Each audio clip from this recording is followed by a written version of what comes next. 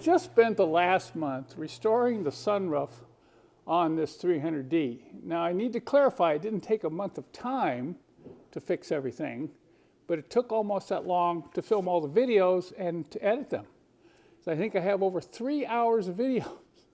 There are so many things that could go wrong on these old sunroofs that are 40 plus years old, and this one had everything wrong with it, except I stripped cable. I was able to save the original cable. So it starts, you know, back there at the motor. You got the motor to deal with. You got the drive unit needs to be relubricated. The cable needs to come out.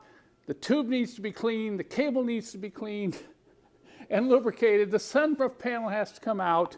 The headliner panel has to be fixed. The air dam has to come out. The springs need to be replaced, and all the rust needs to be cleaned up. Then the seals have to be put in. And then everything has to be put back together. But then you're not done yet because you have to adjust the height of the roof when it opens and closes. So it ended up being a pretty big job, and I'm going to take you through this video and show you some of the things that we had to deal with. This is an introduction to my series on the 80 to 85 non-tilting sunroofs and how to repair them. This will be a multi-part series video. In this introduction, I just want to talk about some basic troubleshooting, because you want to determine what's wrong with the sunroof before you start ripping things out. Now, in this 300SD, the motor sits way up here. It sits further forward and it's harder to get to than in the W123. But if your sunroof's not working, not moving at all, of course, you're pushing the button, actually wiggle the button back and forth a little bit to make sure it's making contact. And if you still get no sound, no movement, be sure and go check the fuse next. Always check the fuse on these sunroofs, and even wiggle the fuse in the holder to make sure there's no corrosion, anything preventing good contact. Now, I've checked the fuse. I'm not sure about the switch, okay? So the next test is to unplug this and power it directly. So you're going to need a 12-volt power source back here to test this directly. I've got a booster with a cigarette lighter jumper lead I've worked up. So I'll unplug this. Make sure you're testing the wire going to the motor. Okay, this one's going to the motor. It doesn't matter which you hook up, because one direction is one way and hooking it up the other reverses direction. So I'm just going to touch. Okay, that's running it in. And now let's see if it runs out. Look at that. Pulling some amps there. So it's opening the sunroof all the way. So now I need to figure out what's wrong.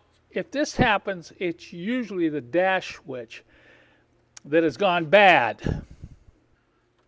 Let's say that you power this directly and the sunroof motor does not move, or it moves and makes grinding, crunching noises, and the sunroof will not go forward or aft. That means you're going to have to get the motor out and get into it and service it or repair it. There is an emergency way to get the sunroof open. You have to get the sunroof open, or it's a real hassle to get the cable out so you get the motor out.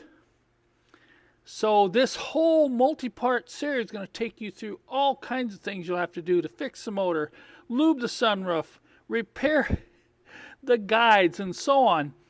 But right here in this introduction, I'm just going to show you, okay, you're going to turn this counterclockwise. It's going to take considerable effort.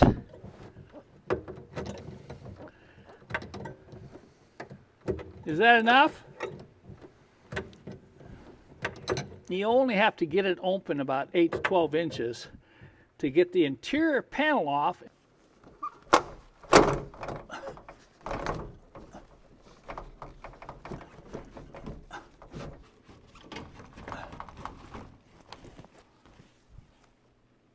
And then to pull the cable out. Okay, hold on to that. All right. Okay, there it is.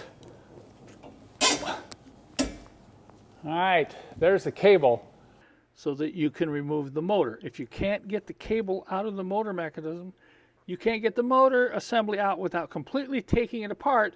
And I'm going to cover that in one of the parts in this series. There are some very common problems you're going to see here. Look at the air dam. Notice it doesn't spring up. And look at how rusty it is. So fortunately, look what I've got here. I've got a nice, good used air dam out of another 123. So if I install this, I'm going to save a whole bunch of work. The reason these do not flip up is this spring right here that you see. There's one there and one on the other end. Those springs get real rusty and they just break off. And I'm sure that's what's wrong here.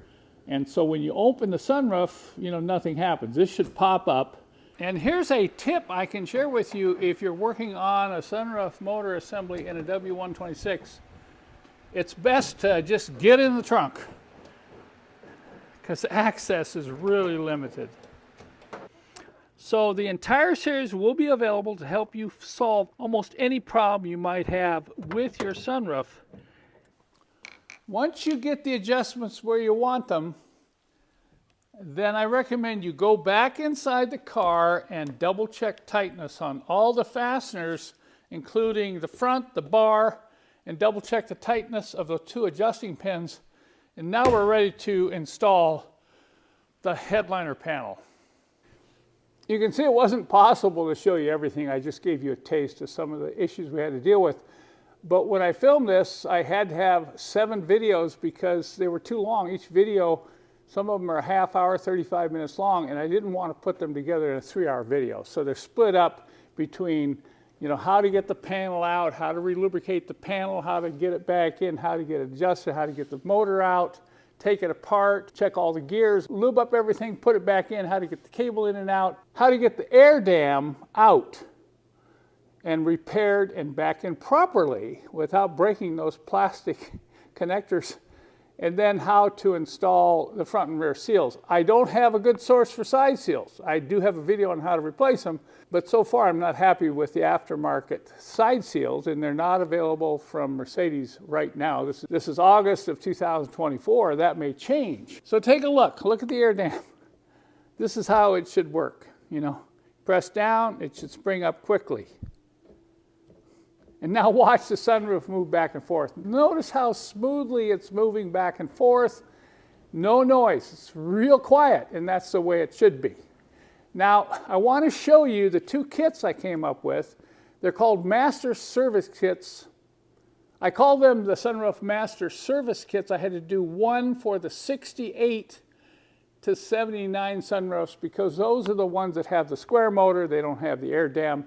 And then I did another series for the 1980 to 1985 non-tilting sunroofs like you see here. Let me show you what I include in the kits. Keep in mind that you're going to get 2.5 to 3 hours of video instructions along with these kits. I'm even including a bonus video that shows you how to get the sunroof headliner panel out if you can't move the roof. And that can be a little tricky. So I include new front and rear seals and the tools and the adhesive to install these properly. And these are very detailed videos because if you haven't heard already, or if you haven't tried, particularly the front seal can be pretty tricky to install. And then this is the lubrication service kit. There are 2 types of lubrication in here, including the factory Mercedes-Benz sunroof grease, which you're going to use on those slides and felt feet.